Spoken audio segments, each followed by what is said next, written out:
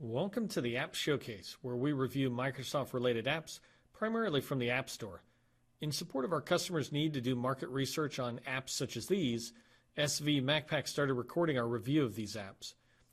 We're a certified veteran-owned and HUBZone consulting firm supporting the U.S. federal government, but we hope these reviews help you as well. In this video, we're going to be reviewing the calendar email extension from SharePointSapiens. It's an app off the Microsoft App Store. As always, I'll move fast, pointing out what I like and what would make me hesitate to recommend this app to my customers. My goal is to be as candid as I would be if just talking to my own team about this app. Hopefully the review helps you and perhaps even provides good feedback to the publisher of this app. Let's go ahead and get started by switching over to the Microsoft App Store. Here's the page for SharePointSapiens. I'm going to zoom in. Let's go ahead and take a look at what we've got here. On the left-hand side, I scroll down. There definitely is purchase price. They've got 3 different levels of it. I checked that out. We might see that in a minute. They have 2 versions, two major releases. I'm assuming that's functionality that got out there. It's been updated recently. 2016 to me is fairly recent for an app like this.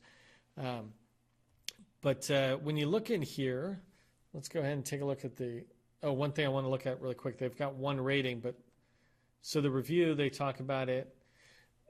This one's pretty telling, actually. When you look at this review, they talk about 23 different organizations using it for guest collaboration.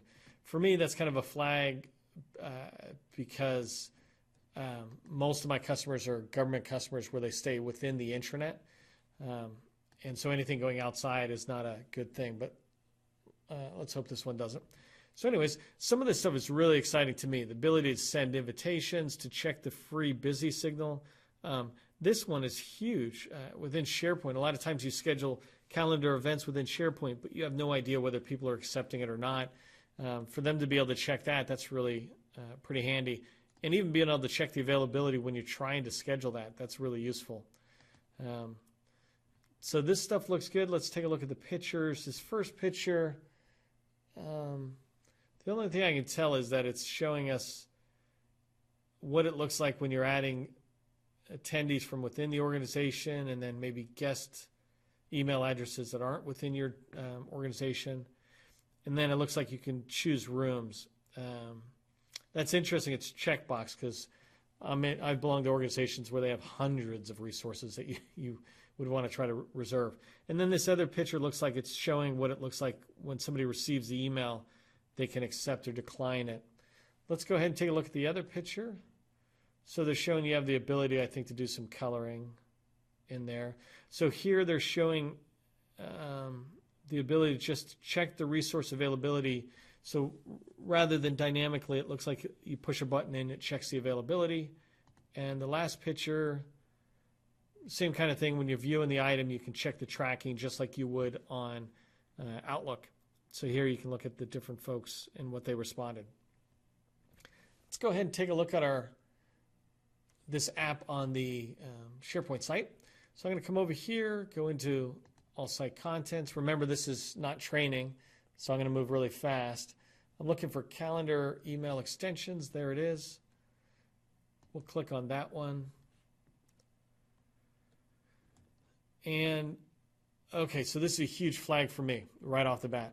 I don't know if you can see this, but right here in the address, they took us out of our intranet and over to their environment, and that's where all the work gets done. Now, I do like how they put this functionality in the sweep bar that sends you back to your own site, but the problem is this is not my site, and I hate going to somebody else's environment from mine. I don't mind if I subscribe to Salesforce, for example, and I do everything in Salesforce. But when I'm in Microsoft 365, I want to stay within 365. So just doing a quick look here, it looks like it's got a ability to configure the calendars. If you click on it, I don't know if you can see this. I'll zoom in a little bit. So here it has 3 different ways of doing it. I'm looking at some of the functionality because I am just curious about that.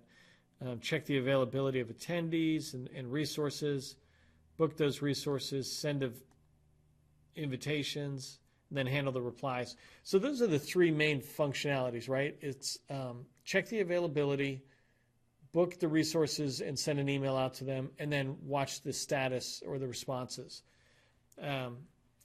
But there's no way I'm going to do any of the. It's funny. I just clicked on the calendar, but I have no idea how to go back. Oh, here it is. Down at the bottom was the cancel button. But this stuff's just a flag for me. I mean, even here it's talking about adding a new calendar, which I'm assuming it would then do back in my site. That's a complete deal breaker for me. So let me come back to these guys. Unfortunately, as a recap, I'm going to recommend you skip this app just completely unless the developer can somehow put this functionality within my own site. I did look at, and I'm sorry, just really quickly, I did look at this configuration guide. For those of you who want to follow it, there's configuration guide, and then they have these, sorry, just moving pretty fast here.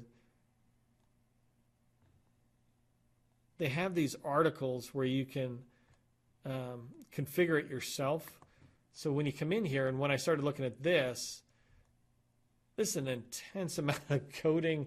It's already losing me on what to do, and I'm putting in XML activity. It's just way too much for a calendar that I'm just wanting it to coordinate externally.